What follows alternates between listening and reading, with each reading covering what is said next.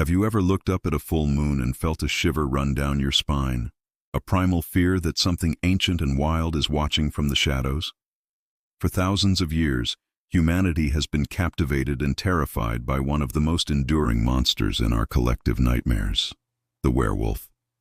From the misty forests of ancient Greece to the silver screens of Hollywood, the story of a human transforming into a ravenous beast has haunted our imagination.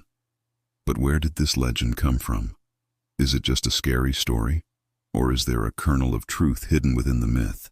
Today, we're going to journey back in time, peel back the layers of folklore, and uncover the fascinating and often terrifying history of the werewolf. We'll explore how this creature of the night has changed, why different cultures have their own versions of the beast, and what our obsession with them says about us. So, grab your silver bullets, metaphorically, of course, and let's dive into the dark and compelling history of lycanthropy. The story of the werewolf doesn't start with a horror movie. It begins much, much earlier, in the cradle of Western civilization, ancient Greece. One of the earliest and most famous tales is that of King Lycaon of Arcadia. As the story goes, Lycaon wanted to test the omniscience of Zeus, the king of the gods. So he did something truly horrifying. He sacrificed one of his own sons and served the cooked flesh to Zeus at a banquet. Zeus, of course, was not fooled. Enraged by this heinous act, he cursed Lycaon, transforming him into a ravenous wolf.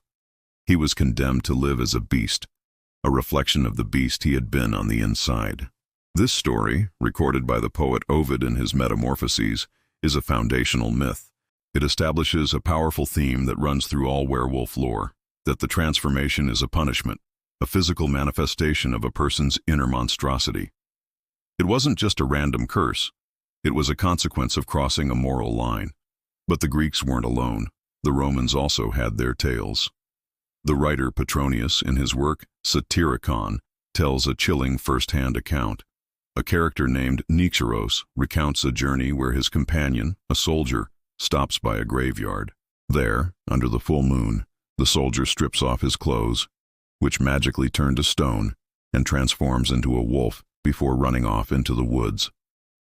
The story is told with such conviction that it feels less like a myth and more like a ghost story told around a campfire. It introduces key elements we recognize today, the connection to the moon and the transformation itself being a witnessed, terrifying event. These early stories from Greece and Rome weren't just about monsters. They were morality tales about hubris, cannibalism, and the thin line separating man from beast. As the Roman Empire fell and Europe entered the Middle Ages, the werewolf legend took a much darker, more sinister turn. The rise of Christianity transformed the narrative. The werewolf was no longer just a cursed king or a mysterious soldier. It became a servant of the devil.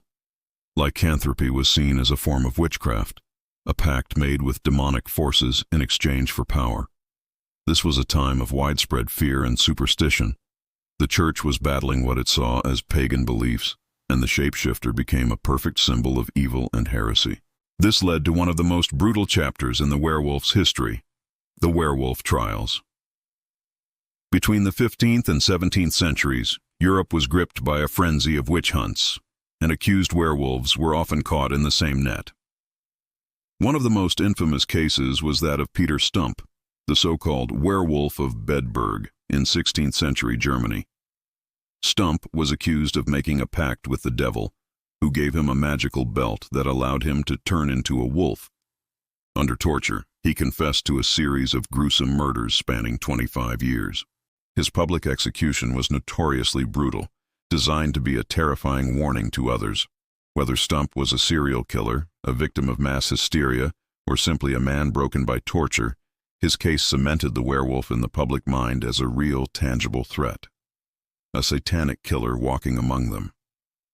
These trials show how a mythological figure could become a scapegoat for real-world fears, from unexplained deaths to anxieties about social and religious order.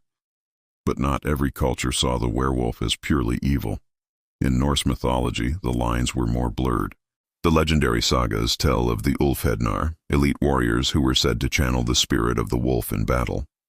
They wore wolf pelts and were believed to gain the strength and ferocity of the animal, entering a frenzied, trance-like state. Here, the transformation wasn't a curse from a god or a deal with the devil. It was a source of warrior power, a primal force to be harnessed. These wolf warriors were both feared and respected. This shows a different perspective, one where the connection between man and wolf is about tapping into a wild, powerful spirit, rather than succumbing to a moral corruption. Similarly, many Native American traditions feature stories of skinwalkers, powerful medicine men who can transform into animals, including wolves. However, this ability is often associated with dark magic and a corruption of their spiritual duties, bringing us back to that theme of a moral transgression. The concept of a man turning into a wolf wasn't confined to Europe or North America either. All around the world, cultures have their own versions of the shape-shifting beast. In France, they have the loup-garou. In Brazil, the lobisomem, a man cursed to transform on a full moon, often the seventh son of a family. In the Philippines, the aswang is a vampiric, shape-shifting creature that often takes the form of a dog or pig. What's fascinating is how these local legends adapt to their environment. The lobisomem is tied to specific family curses, while the aswang is part of a much broader tapestry of ghouls and monsters in Southeast Asian folklore. The core idea of a human losing their humanity to a bestial form is universal, but the details, the trigger, the nature of the curse, and the creature's behavior are colored by the local culture, religion, and anxieties of the people telling the story.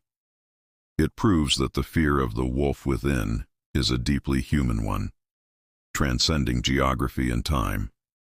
So how did we get from ancient curses and folklore to the werewolf we know today? The one that's vulnerable to silver and transforms under a full moon?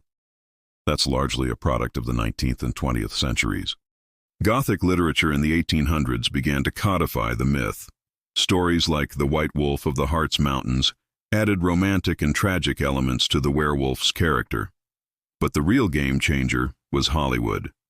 The 1941 Universal Pictures classic, The Wolfman, starring Lon Chaney Jr., defined the modern werewolf for generations. This film introduced or popularized many of the rules we now consider essential to the lore. The bite as the method of transmission, the iconic pentagram marking the next victim, the vulnerability to silver, and the agonizing on-screen transformation under the full moon. These were all crystallized in this movie. The character of Larry Talbot was also crucial. He wasn't a villain, he was a victim, a tragic hero who lamented. Even a man who is pure in heart and says his prayers by night may become a wolf when the wolfbane blooms and the autumn moon is bright. This shifted the werewolf from a symbol of pure evil to a figure of tragedy. The monster was no longer just a monster.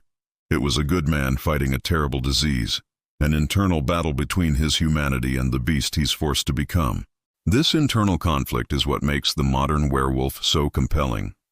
Today, the werewolf is more popular than ever, and it continues to evolve. In the Twilight series, werewolves are portrayed as a brotherhood of tribal protectors, their transformation a genetic inheritance rather than a curse.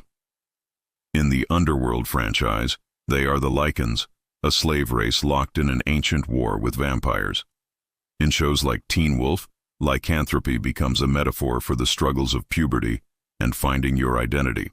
Each new interpretation uses the werewolf myth to explore different themes: social class, prejudice, identity, and belonging. The werewolf is a versatile monster. It can be a metaphor for our untamed primal instincts, the duality of human nature, a commentary on mental illness, or even a symbol of a marginalized group. The monster changes to reflect the anxieties and questions of our time. So, why are we still so obsessed with werewolves after all these centuries? Perhaps it's because the werewolf represents a fundamental human fear, the fear of losing control. The fear that deep inside each of us, beneath our civilized exterior, there's a beast waiting to be unleashed. The transformation is a terrifying loss of self, where reason is devoured by rage and instinct. At the same time, there's a certain appeal to it. The idea of tapping into that raw, unrestrained power and freedom is seductive.